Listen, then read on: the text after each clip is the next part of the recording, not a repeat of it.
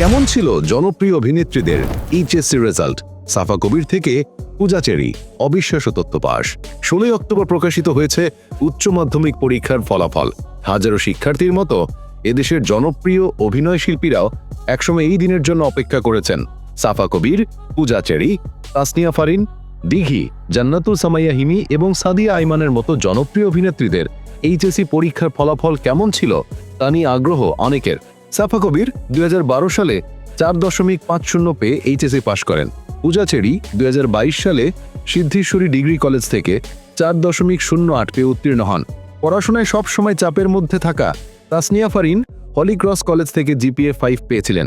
তানজিম সাইরা ত্রুটিনি Barishal মুনিলা college থেকে golden ই+ অর্জন করেন। সাদিয়া আইমান 2017 সালে বরিশাল মহিলা কলেজ থেকে 4.39 পেয়েছিলেন।